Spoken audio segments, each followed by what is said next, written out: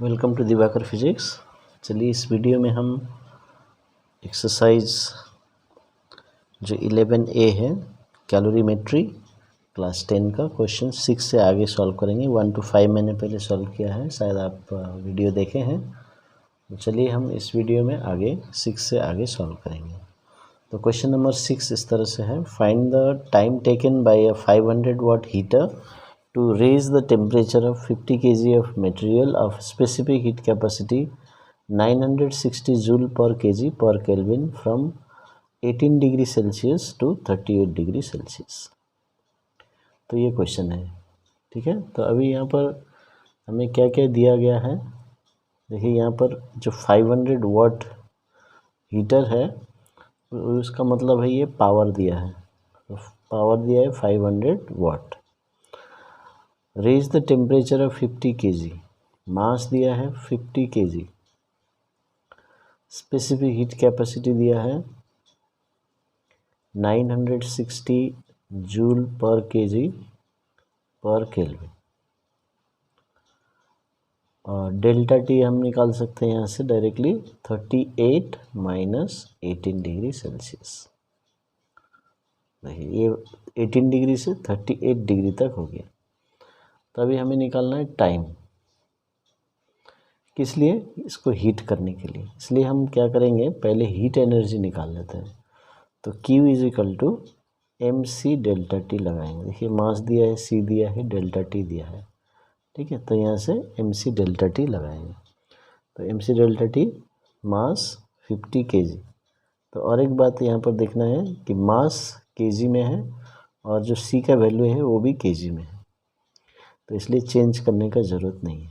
सो 50 kg into 960 into ये 20 degree हो गया इंटू 20, तो ये हो गया जूल।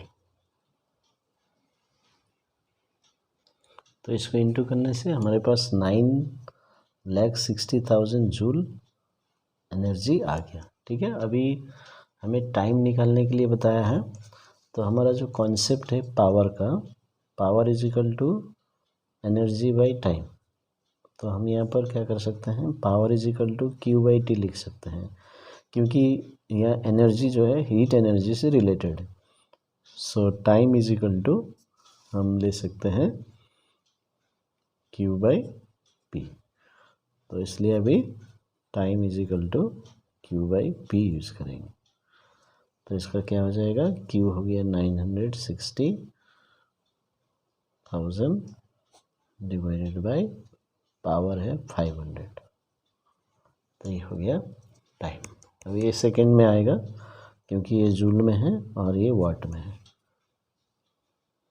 तो देखिए इसको सॉल्व करने से 1920 सेकेंड्स आ रहा है, ठीक है। तो ये आंसर हो गया इसका क्वेश्चन नंबर 6 का।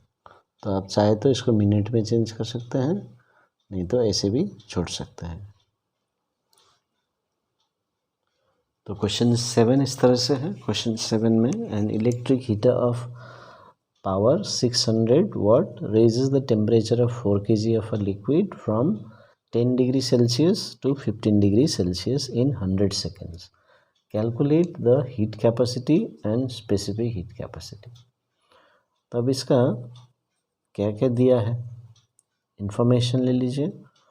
पावर दिया है 600 वाट, मास दिया है 4 kg, टाइम दिया है 100 सेकेंड्स, फिर डेल्टा टी दिया है 15 माइनस 10, तो 5 डिग्री सेल्सियस। तो ये इन्फॉर्मेशन हमारे पास आ गया। अभी हीट कैपेसिटी हमें निकालना है। अभी हीट कैपेसिटी का दो फार्मूला आप ले सकते हैं। एक तो बेसिक है Q by delta T, heat by change in temperature, या H equals to M into C. तो लेकिन यहाँ पर देखिए मास दिया है, C नहीं दिया है, C तो निकालना है। फिर heat capacity equals to amount of heat divided by change in temperature. तो चेंज इन टेम्परेचर तो दिया है, लेकिन हीट नहीं दिया, कितना हीट लगाएंगे। ठीक है, तो यह दोनों में से कुछ मिसिंग है, तो इसलिए हम ये फार्मूला हम लगाने का कोशिश करेंगे, क्योंकि ये हीट जो एब्जर्व्ड है या हीट गिवन है ये कितना है निकाल सकते हैं। तो कौन सा फार्मूला हम यूज़ करेंगे हीट निकालने के लिए? तो जैसे पिछले क्वेश्चन में मैंने बताया था, power is equal to Q/T और Q is equal to power into time. तो ये हम लगाएंगे Q निकालने के लिए। तो Q क्या है? पावर इनटू टाइम, क्योंकि देखिए हमारे पास पावर है और टाइम भी है, तो हम यहाँ पर Q निकाल लेते हैं फर्स्ट पार्ट। तो Q is equal to power into time. अभी Q is equal to MC delta T क्यों नहीं लिया? क्योंकि यहाँ पर M है, डेल्टा T है, लेकिन C नहीं है, C निकालना है। तो इसलिए हम पावर और टाइम का कॉन्सेप्ट लेके हम हीट निकालेंगे, क्योंकि ये दोनों वैल्यू दिए हुए हैं।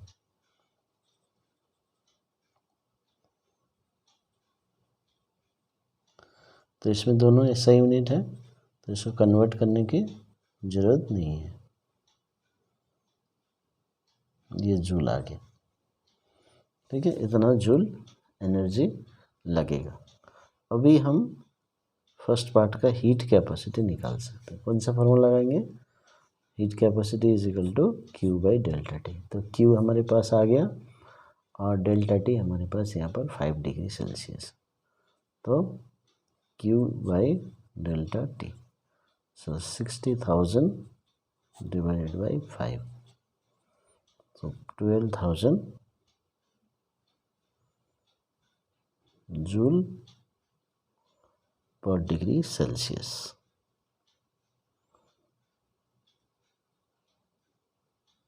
देखिए, तो ये आंसर स्पेसिफिक हीट कैपेसिटी का। अभी सेकेंड पार्ट में स्पेसिफिक हीट कैपेसिटी निकालना है। अभी स्पेसिफिक हीट कैपेसिटी के लिए आप फिर दो फार्मूला लगा सकते हैं। जैसे क्या क्या है फार्मूला? तो एक तो बेसिक जो डेफिनेशन है C का, Q/m डेल्टा T, ये लगा सकते हैं। देखिए यहाँ पर Q हमने निकाल लिया, M दिया है, डेल्टा T भी दिया है, तो ये लगा सकते हैं।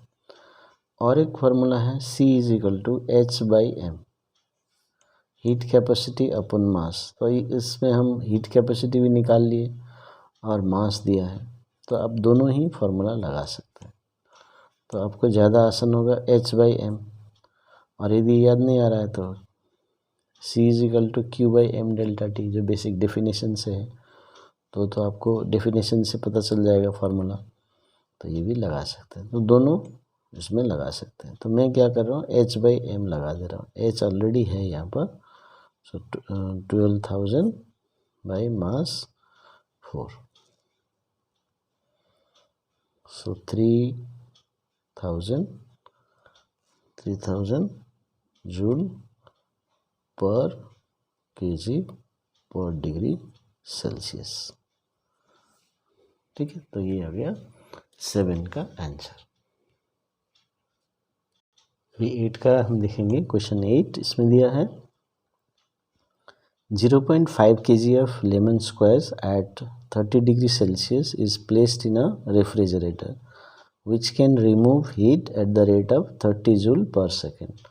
How long will it take to cool the squares to 5 degree Celsius? तो ये क्वेश्चन है। तो अभी हम देख सकते हैं यहाँ पर क्या क्या दिया है। तो मास दिया है 0.5 kg, फिर डेल्टा T कितना होगा 35 माइनस 5। देखिए 30 डिग्री माइनस 5, पहले 30 डिग्री में है, बाद में उसको 5 डिग्री में लाना है, सो 25 डिग्री सेल्सियस। फिर ये जो 30 जूल पर सेकेंड है, is the rate of removing heat, इसका मतलब ये पावर है, जूल पर सेकेंड ये पावर होता है। और कुछ दिया नहीं, so how long, so time निकालना है। और यह स्पेसिफिक हीट कैपेसिटी दिया है, मास दिया है 4200 जूल पर केजी पर केल्विन, ये दिए है। तो हम क्या करेंगे, यहाँ पर जैसे टाइम निकालने के लिए जैसे मैंने पिछले क्वेश्चन में बताया, तो time is equal to Q/P। तो देखिए इसमें P दिया है, और यदि हम Q निकाल लेते हैं तो हम टाइम निकाल सकते हैं। तो ये जो T है ये टाइम है, और ये जो डेल्टा T है ये T है टेम्परेचर, याद रखिए। तो हम हीट निकाल लेंगे, mc डेल्टा T। तो मास कितना है 0.5, C कितना है 4200, और डेल्टा T कितना है 25 डिग्री सेल्सियस। तो ये हीट निकल गया। अब इसको सॉल्व कीजिए। तो हम देख सकते हैं इसको सॉल्व करके 52,500 आ रहा है, और टाइम निकालने के लिए Q/P लगाएंगे। ठीक है, तो ये डिवाइड कर दीजिए, ये जूल में है, ये जूल पर सेकंड में। तो ये आंसर आ गया 1750 सेकेंड्स। ठीक है, तो ये आंसर हो गया।